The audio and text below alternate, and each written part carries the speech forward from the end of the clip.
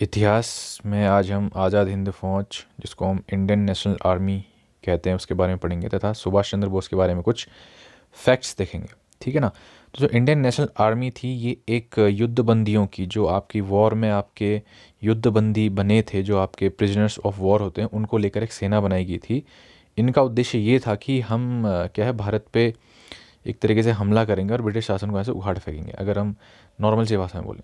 तो ये आज़ाद हिंद फौज की शुरुआत कैसे हुई, आपकी कहाँ ये बनी, इसका सबसे पहले आइडिया किसके दिमाग में आया, ठीक है, किसने शुरुआत की, इसमें सुभाष चंद्र बोस कहाँ से इंक्लूड हो गए, उन्होंने इस सेना को नेतृत्व कब से करना शुरू किया, वगैरह वगैरह, बहुत सारी चीज़ें हम देखेंगे। ठीक है। सबसे पहले एक छोटी सी एक ब्रीफ इंट्रोडक्शन जो है, कुछ बातें आपको सुभाष चंद्र बोस के बारे में बता देता हूँ मैं। जैसे सुभाष चंद्र बोस, मैंने बताया था कि जब त्रिपुरी और हरिपुरा के आपके कांग्रेस अधिवेशन हो रहे थे, तो वहाँ पर कुछ खटास जो है, दो महात्मा गांधी और सुभाष चंद्र बोस के बीच बढ़ गई थी। ठीक है ना। कहीं ना कहीं जो तरीका था सुभाष चंद्र बोस का आज़ादी लेने का, वो एक तरीके से एक्शन वाला था कि आप इन पर दबाव डालो, अगर नहीं डालते तो एक उग्र आंदोलन करो। लेकिन वहीं जो गांधी थे, उनका कुछ और विचार था। उनका विचार था कि अभी हम आंदोलन के लिए रेडी नहीं हैं। तो इन दोनों के बीच की खाई जो है गहरी होती गई। धीरे धीरे सुभाष चंद्र बोस को कांग्रेस से भी निकाल दिया गया और इन्हें नज़रबंद कर दिया गया इनके घर पे। ठीक है ना। लेकिन 1941 में जो है नज़रबंद थे घर पे, लेकिन ये किसी तरह से वहाँ से फ़रार हो जाते हैं। फ़रार होकर पेशावर जाते हैं, पेशावर से रशिया जाते हैं, रशिया से आपका जर्मनी जाते हैं, जर्मनी से आपका सिंगापुर आते हैं, सिंगापुर पहुँचकर आपका आज़ाद हिंद फौज की नेतृत्व करते हैं। ये पूरी जो जर्नी है, उसको छोटे छोटे पॉइंट्स में मैंने डिवाइड कर रखा है, उनको देख लेते हैं। फैक्ट्स हैं सारे। ठीक है। सुभाष चंद्र बोस ने सिविल सेवा परीक्षा चौथी रैंक के साथ उत्तीर्ण की थी। जो आपकी सिविल सेवा परीक्षा होती थी, उसको सुभाष चंद्र बोस ने पास किया था और एक सिविल सर्वेंट थे ये। ठीक है। परंतु 1921 में सरकारी सेवाएं छोड़कर स्वतंत्रता संघर्ष में हिस्सा लेना शुरू किया था। ठीक है। 1921 में उन्होंने जॉब छोड़ दी थी और कांग्रेस पार्टी ज्वाइन कर ली थी।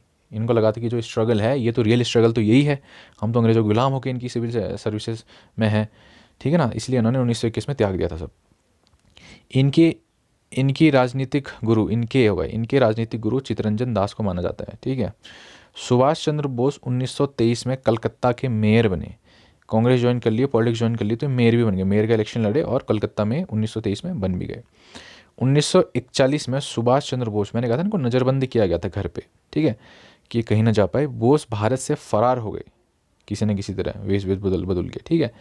और 26 जनवरी 1940 को वे जियाउद्दीन नाम से पेशावर, एक मिनट को, इसको 1941 कर लेना, 1941 को वे जियाउद्दीन नाम से पेशावर पहुंचे।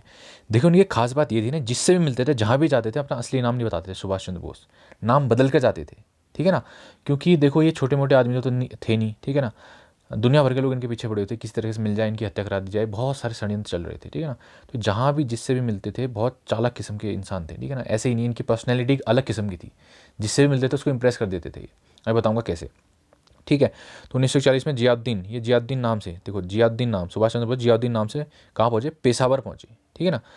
सुभाष चंद्र बोस देश में चल रहे आंदोलन को भारत देश से बाहर से समर्थन देने के लिए देश से भागे थे। उनको लगा था कि जो भारत में तो मेरी कोई सुन नहीं रहा। जैसे हमने त्रिपुरा और हरिपुरी अधिवेशन देखा था ना, उसमें इनकी विचारधारा को समर्थन करने वाले लोग कम थे, कि आंदोलन करने वाले। तो उन्होंने कहा मैं देश के बाहर जाऊंगा और बाहर से किसी न किसी तरीके से जो स्वतंत्रता आंदोलन है भारत का, उसको समर्थन दूंगा। ठीक है। इसके बाद वे भारत में चल रहे आंदोलन को समर्थन देने के लिए रूस के पास पहुंचे।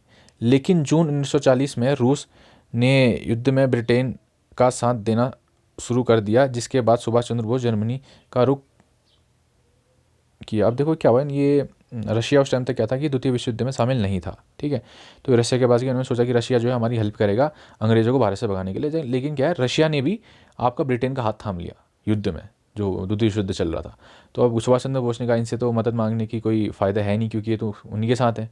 तो फिर यहाँ से कहाँ जाते हैं सुभाष चंद्र बोस, फिर कहाँ जाते हैं, जर्मनी में हिटलर से मिलते हैं। ऑरलैंडो, किस नाम से, मजेट्टा नाम से, ये आपके किससे मिलते हैं, हिटलर से मिलते हैं। और हिटलर इतना इम्प्रेस हो जाता है इनसे कि अपनी देश की सबमरीन्स इनको देता है ट्रैवल करने के लिए, कहाँ, सिंगापुर। ठीक है ना। तो एक कहानी है छोटी सी, कि जब सुभाष चंद्र बोस इनसे मिलने गए थे हिटलर ने, तो हिटलर ने अपने बहुत सारे बहरूपिये रखे हुए थे। ठीक है ना। तो वो कहीं भी आपको उसको संधि साइन करनी थी, कुछ भी सिग्नेचर करना होता था, तो अपने बहरूपिये भेजता था और काम करके वो आ जाते थे। पहचानते भी नहीं लोग कि हिटलर नहीं है, इसका बहरूपिया है। लेकिन सुभाष चंद्र बोस ने, जब तक उसके सामने असली हिटलर नहीं आया, सुभाष चंद्र बोस ने उनसे बात तक नहीं की। मतलब जितने भी उसने बहरूपिये भेजे सुभाष चंद्र बोस के पास, सबको सुभाष चंद्र बोस ने बोल दिया कि आप हिटलर नहीं है, आप हिटलर नहीं है, आप हिटलर नहीं है। जब असली हिटलर आया तो उन्हें पहचान दिया कि हाँ आप हिटलर है।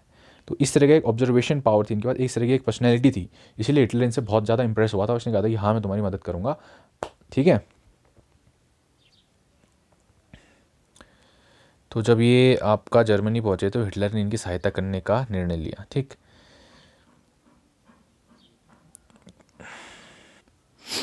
अब जो सुभाष चंद्र बोस हैं आपके जर्मनी में है, तो जर्मनी में हिटलर की सहायता से सुभाष चंद्र बोस ने मुक्ति सेना, फ्रीडम आर्मी का निर्माण किया। यह आपकी आईएनए से डिफरेंट है, जो आपकी आज़ाद हिंद फौज कह रहे हैं उससे डिफरेंट है। ये सेना आपकी जर्मनी में बनाई गई है, किसके द्वारा? सुभाष चंद्र बोस द्वारा। और इस सेना में किसको शामिल किया गया? जो युद्ध बंदी है, जो प्रिजनर्स ऑफ वॉर होते हैं ना, जैसे जर्मनी आपका लड़ाई लड़ रहा है तो आपके जो भारतीय सैनिक हैं ब्रिटिश की तरफ से भी तो लड़ने गए हैं। तो अगर जर्मनी जीतता है कहीं पर, तो जो सैनिक हैं उनको बंदी बनाएंगे, ये बंदी भारतीय होंगे। इन भारतीयों को इन्होंने, जो जर्मनी वाला है, इन्होंने, हिटलर ने किसको दे दिया? सुभाष चंद्र बोस को, और कहा कि आप इनसे एक आर्मी बनाओ। इसे फ्रीडम आर्मी कहा गया, ठीक है, सुभाष चंद्र बोस ने बनाया। इस सेना में जर्मनी तथा इटली द्वारा बनाए गए युद्धबंदियों को शामिल किया गया, और उसका मुख्यालय कहाँ रखा गया? ड्रेसडेन। ड्रेसडेन कहाँ? जर्मनी में, ठीक है। जर्मनी के लोगों ने सुभाष चंद्र बोस को नेताजी कहना शुरू किया। जो इनको नेताजी सुभाष चंद्र बोस कहते हैं ना, जो नेताजी नाम दिया जर्मनी के लोगों ने ही दिया था, इनको कहना शुरू किया। बोस ने जर्मनी स्थित फ्री इंडिया सेंटर, यहाँ फ्री इंडिया सेंटर बनाया गया था, से जय हिंद का नारा भी दिया। जय हिंद और नेताजी, इनको कहाँ पर शुरुआत हुई नामों की? जर्मनी में ही हुई, ठीक है। अब देखो 1943 आते आते की शुरुआत में, अब सुभाष चंद्र बोस को उन्होंने यहाँ पर आर्मी तो बना दी थी जर्मनी में, लेकिन उनको ये एहसास हो गया था भाई जो जर्मनी है वो भारत से बहुत दूर है। ये भारत है, ये आप इधर है जर्मनी, ठीक है ना। इतनी दूर से आप क्या क्या ही कर लेंगे, मतलब सेना बना के भी क्या कर लेंगे, बीच में इतने देश पड़ते हैं। तो इनको लगा कुछ और करना पड़ेगा, हमको भारत के और करीब जाना पड़ेगा। अब करीब जाने का एक ही तरीका था, जो आपका जापान था ना, जापान वो इंडिया बॉर्डर पर बैठा हुआ था। तो और जो सिंगापुर आपका मलेशिया वाला इलाका इधर, इस सबको कब्जा कर लिया था जापान ने। तो सुभाष चंद्र बोस को लग गया था पता कि अगर मुझे सच में ऐसी आर्मी बना के कुछ कार्रवाई करनी है भारत में, तो मुझे भारत के समीप जाना होगा, करीब जाना होगा। और इसका सबसे अच्छा तरीका क्या है? जो आपके जापानी यहाँ पर बैठे हुए, इनसे संपर्क साधो और इनसे मदद मांगो, और यहाँ सेना बनाकर या यहाँ पर सेना का नेतृत्व करके भारत पर अटैक करो, ठीक है ना। जर्मनी में क्यों नहीं? क्योंकि जर्मनी भारत से बहुत दूर है, ठीक। बात आगे समझ इतनी। अब देखो, अब 1943 की शुरुआत में सुभाष चंद्र बोस सिंगापुर की ओर निकले, पहले जर्मनी की सबमरीन। अब देखो हिटलर इनसे इतना प्रभावित था कि इसने अपनी पर्सनल सबमरीन इनको दी थी कि आप ट्रैवल करो सिंगापुर जाने के लिए, ठीक है। पहले जर्मनी की सबमरीन में गए और उसके बाद जापान की सबमरीन में गए, और दोनों की मदद से कहाँ पहुँचे? सिंगापुर पहुँचे। सिंगापुर किधर है? अभी मोटा मोटा ये आपका भारत है, इधर है सिंगापुर, यहाँ पर सिंगापुर पहुँच गए, ठीक है। और यहाँ पहुँच कर उन्होंने आज़ाद हिंद फौज की कमान संभाली।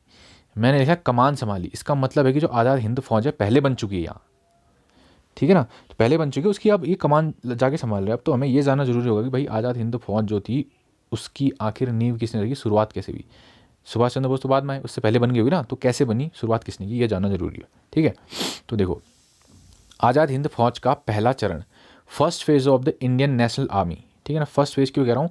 क्योंकि इस फेज में सुभाष चंद्र बोस का कोई नाम नहीं होगा।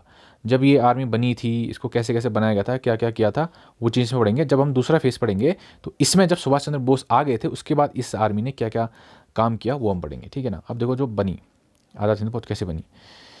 अब जो भारतीय युद्धबंदियों से एक आर्मी बनाने का विचार, जो भारतीय प्रिजनर्स ऑफ वॉर थे ना, अब जो जापानीज लड़ रहे हैं ब्रिटिश से, ब्रिटिश सैनिक, ब्रिटिश जो सेना थी उसमें भारतीय भी थे।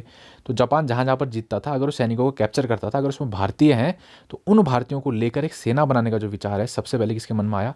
मोहन सिंह। ये वही व्यक्ति हैं जो आपके ब्रिटिश, जो इंडिया ब्रिटिश जो आपकी आर्मी थी उसमें एक ऑफिसर थे। लेकिन जब आपके जो ब्रिटिश हैं, मलाया, मलाया क्या है? जो आपका मलेशिया का एरिया, जैसे भारत है ना, ये मलाया यहाँ पर है। तो यहाँ से हार के जब ब्रिटिश वापस आ रहे थे, तो जो मोहन सिंह जो ब्रिटिश की सेना में ऑफिसर थे, इन्होंने कहा कि मैं घर वापस नहीं जाऊँगा, मैं जापानियों से मदद लूँगा और एक सेना बनाकर क्या है, ब्रिटिश के खिलाफ लड़ूंगा। इन्होंने ये डिसाइड किया मोहन सिंह ने, ठीक है। तो वहीं रुक गए और इन्होंने जापानियों से क्या आपकी मदद मांगनी शुरू की। तो जापानियों ने भी इनकी मदद करी, ठीक है। जापान ने भारतीय युद्धबंदियों को मोहन सिंह को सौंप दिया, ठीक है। मोहन सिंह को सौंप दिया, कहा भाई तुम सेना बनाओ, ठीक। 1942 के अंत तक लगभग 40,000 लोग तैयार थे कि हम ये सेना ज्वाइन करते हैं, ठीक है। इसकी पहली टुकड़ी आपका 1942 में बनेगी। 1942 में आज़ाद हिंद फौज की पहली डिवीज़न बनी 16,300 सैनिकों के साथ, ठीक है। आज़ाद हिंद फौज के अधिकारियों ने निश्चय किया। अब जो आज़ाद हिंद फौज के सैनिक थे, आपके अधिकारी थे ना, आज़ाद हिंद फौज बन गई प्रिजन ऑफ वॉर्स को लेकर या युद्ध बंदियों को लेकर, जो भारतीय सैनिक थे युद्ध में बंदी हुए थे उनको लेकर ये आपकी सेना बन गई है। लेकिन इन्होंने डिसाइड किया कि जब आपका कांग्रेस और भारतीय हमको बुलाएंगे नहीं कि भारत पर आक्रमण करो, तब तक हम कुछ नहीं करेंगे। ऐसा नहीं कि हम अपने मन से आक्रमण कर रहे, ठीक है ना। और जब इन्होंने 16,300 सैनिकों को लेकर एक पहली डिवीज़न बनाई, तो इसके बाद से जो है जापान था ना, जिसने मोहन सिंह को युद्धबंदी दिए थे, और मोहन सिंह के बीच एक टकराव सी स्थिति आ गई। ऐसा क्यों? क्योंकि जो जापानीज़ थे ना, जापानीज़ चाहते थे कि जो आज़ाद हिंद फौज बने वो उसमें अधिक से अधिक 2,000 सैनिक हो, बस उससे ज़्यादा सैनिक ना हो। लेकिन मोहन सिंह का उद्देश्य कुछ और ही था। वो चाहते थे कि मैं लाखों की संख्या में, लगभग 2 लाख के आसपास सैनिक इस आर्मी में भर्ती करूँ, ठीक है ना। तो दोनों के बीच मतभेद हुए और मोहन सिंह को गिरफ्तार कर लिया गया एक तरीके से, ठीक है। मोहन सिंह को पहले आर्मी बनाने को दी, फिर उनकी बात नहीं मानी तो उनको गिरफ्तार करके ले गए, ठीक। अब देखो, ये तो पहला फेज था कि कैसे बनी, मोहन सिंह ने कैसे कैसे बनाई, और जापान से जब मतभेद हो गया तो उनको गिरफ्तार कर लिया गया, ठीक है। लेकिन आज़ाद हिंद फौज का दूसरा चरण, जब सुभाष चंद्र बोस यहाँ पहुँचेंगे और आज़ाद हिंद फौज जो बनी हुई है उसका नेतृत्व करेंगे।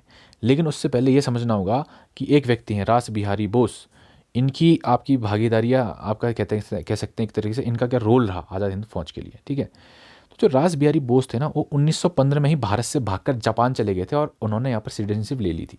वो भारत से क्यों भागे 1915 में?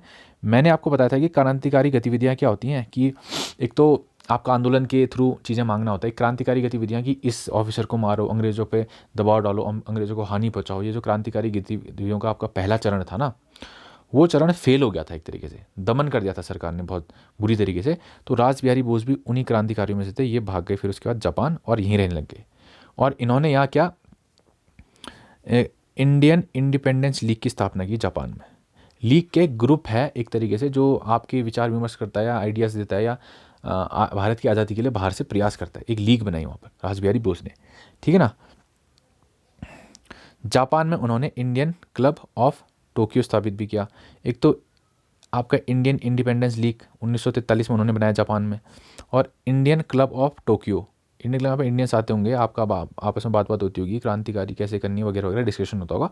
इसकी स्थापना भी आपकी जापान में उनके द्वारा की गई है। प्रश्न बन जाते हैं सीधा सीधा, ठीक है। अब जो रास बिहारी बोस थे ना, इन्होंने सुभाष चंद्र बोस के बारे में बहुत ज़्यादा सुना था। अब देखो, विचार कहीं ना कहीं मिलते हैं दोनों के। गांधी जी कहते हैं कि शांतिपूर्ण तरीके से अहिंसा ये वो, ठीक है। लेकिन सुभाष चंद्र बोस कहते हैं भाई इनको थोड़ा समय तो, अगर नहीं मानते तो उग्र आंदोलन करो। उग्र आंदोलन की तरफ ये झुके हुए थे सुभाष चंद्र बोस। और कहीं ना कहीं रास बिहारी बोस भी तो क्रांतिकारी गतिविधियों से जुड़े हुए हैं, तो दोनों के विचार एक दूसरे से मिलते थे। तो रास बिहारी बोस ने सुभाष चंद्र बोस के बारे में सुना था और इनसे काफ़ी इंप्रेस भी थे वो, ठीक है। 1943 में आज़ाद हिंद फौज को इंडियन इंडिपेंडेंस लीग, जो इंडियन इंडिपेंडेंस लीग रास बिहारी बोस ने बनाई ना, इसके अंदर ही डाल दिया गया आईएनए को। ये एक इंडिपेंडेंस लीग है, एक संगठन है, इसी के अंदर ही ये आर्मी डाल दी गई। और उसके चेयरमैन किसको बनाया गया? रास बिहारी बोस। इसका मतलब है कि कहीं ना कहीं आईएनए अब किसके अंदर आ गई है? रास बिहारी बोस के अंदर आ गई है, ठीक है। लेकिन जब सुभाष चंद्र बोस सिंगापुर पहुंचेंगे, तो जो आपका रास बिहारी बोस है, खुशी खुशी जो इंडियन नेशनल आर्मी है और जो इंडियन इंडिपेंडेंस लीग है, दोनों की कमान आपके सुभाष चंद्र बोस को सौंप देंगे, क्योंकि वो इनसे बहुत ज़्यादा इंप्रेस है पहले से ही, ठीक है। सुभाष चंद्र बोस आपके 25 अगस्त 1943 को कमांडर इन चीफ बन जाएंगे, मतलब हेड बन जाएंगे किसके? इंडियन नेशनल आर्मी के, आज़ाद हिंद फौज के, एक तरीके से जनरल कह सकते हैं आप, ठीक है। फरवरी 1940 में रास बिहारी बोस का मृत्यु हो जाएगी। अब उसके बाद तो सुभाष चंद्र बोस ही हैं सब कुछ जो भी हैं, ठीक है, इंडियन नेशनल आर्मी के। तो दूसरे चरण में अब जब सुभाष चंद्र बोस ने इसकी कमान संभाल ली है, तो आपकी जो इंडियन नेशनल आर्मी है इसने क्या क्या काम किए थे, कैसे कैसे किए थे, जो मेन चीज़ इनके बारे में वो पढ़ लेते हैं, ठीक है। अक्टूबर 1943 में सुभाष चंद्र बोस ने सिंगापुर में अस्थाई भारतीय सरकार, प्रोविजनल इंडियन गवर्नमेंट, इन्होंने कहा कि भैया हम जो भारत में सरकार चल रही है अंग्रेजी की उसको मानते ही नहीं है, असली सरकार तो सिंगापुर में बैठी हुई है। अस्थाई भारतीय सरकार का है सिंगापुर में, इन्होंने स्थापना की। अस्थाई मतलब नॉन परमानेंट, परमानेंट जब भारत हम कब्जा कर लेंगे तब परमानेंट बनाएंगे, अभी अस्थाई है। इसकी स्थापना आपकी किसने? सुभाष चंद्र बोस ने सिंगापुर में कर दी। कब? 1943 में, ठीक है। और एक बेहतरीन सा नारा, एक बहुत फेमस कह सकते हैं, दिया कि तुम मुझे खून दो मैं तुम्हें आज़ादी दूंगा, give me blood I will give you freedom. या आपका सिंगापुर से ही आपका सुभाष चंद्र बोस ने नारा दिया था। और एक महिलाओं को लेकर भी इन्होंने एक सेना की टुकड़ी बनाई थी, जिसका नाम क्या रखा था? रानी झांसी रेजिमेंट रखा था, पूछ सकता है, ठीक है ना। आईएनए का मुख्यालय, जो इन्होंने आईएनए इंडियन नेशनल आर्मी बनाई थी आज़ाद हिंद फौज, उसका मुख्यालय पहले कहाँ था? सिंगापुर में था। लेकिन 1944 में इन्होंने इसको कहाँ? रंगून ले आए। रंगून कहाँ है? जैसे भारत है आपका, भारत के यहाँ पे म्यांमार है, म्यांमार की राजधानी थी रंगून, बर्मा की राजधानी रंगून, यहाँ पर ले आए थे हेडक्वार्टर। यहाँ पर जापानी बैठे हुए थे, यहाँ तक जापानियों का समर्थन था ही था आईएनए को, ठीक है। यहाँ पर वो हेडक्वार्टर ले आए, ठीक। उसके बाद 6 नवंबर 1943 को जापानियों द्वारा अंडमान तथा निकोबार द्वीप समूह आईएनए को दे दिया गया। जैसे भारत है, यहाँ पर आपका अंडमान और निकोबार द्वीप है ना, तो ये दोनों द्वीप जो है वो आईएनए को दे दिया जापानियों ने, कहा भैया तुम इनको ले लो। तो जो आईएनए है, इन्होंने इन द्वीपों का, अंडमान और निकोबार का नाम बदल के क्या क्या रख दिया, उन्होंने एक का नाम रख दिया शहीद द्वीप, दूसरे का नाम रख दिया स्वराज द्वीप। ये अभी हाल ही में तक इनका नाम जैसे शहीद द्वीप और स्वराज द्वीप हो गए, जब हम आज़ाद हुए तो फिर से इनका नाम अंडमान निकोबार रख दिया गया। लेकिन हाल ही में मोदी गवर्नमेंट ने इनका नाम फिर से शहीद द्वीप, इनमें कुछ द्वीप हैं उनका नाम शहीद द्वीप और स्वराज द्वीप फिर से रखा हुआ है, ठीक है ना। अब 6 जुलाई 1944 को सुभाष चंद्र बोस ने महात्मा गांधी को पहली बार फादर ऑफ द नेशन कहा। महात्मा गांधी को फादर ऑफ द नेशन किसने कहा? आपका सुभाष चंद्र बोस ने। कहाँ से? आज़ाद हिंद रेडियो, एक रेडियो आपका चैनल चलता था, उसमें सुभाष चंद्र बोस ने गांधी जी को फादर ऑफ द नेशन बोला। कब? 1944 में पहली बार, और उनसे आशीर्वाद मांगा कि आप हमें आशीर्वाद दो, हमारी जो सेना है भारत पर आएगी और अंग्रेजों को यहाँ से भगाएगी इस चीज़ के लिए। हालांकि इसके पक्ष में गांधी जी थे नहीं।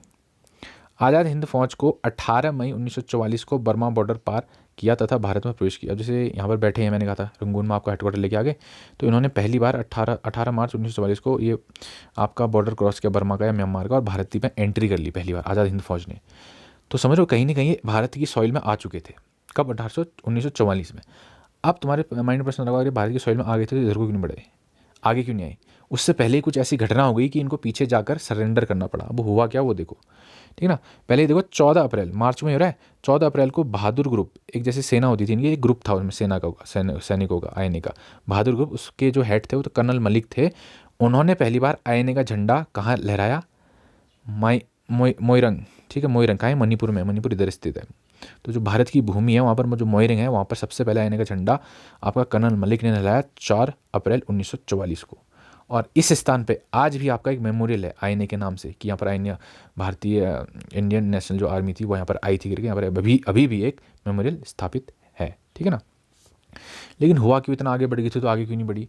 हुआ यूँ कि जो आपका फोर्सेज है, एलाइड फोर्सेज, जो आपकी जो आपकी ब्रिटेन है, आपका रशिया, यूएसए, इन्होंने कर दी आपके जापान में एटॉमिक बम फेंक दिए, ठीक है ना। उसके बाद क्या हुआ? जापान पूरी तरीके से बर्बाद हो गया, तो जापान ने युद्ध में आत्मसमर्पण कर दिया, मतलब सरेंडर कर दिया। कब? 15 अगस्त 1945 को। और इसी दिन अगर जो इंडियन नेशनल आर्मी है आपका, उसको भी समर्थन था जापानियों का। अब जापानियों ने ही सरेंडर कर दिया तो ये भी तो सरेंडर करेंगे।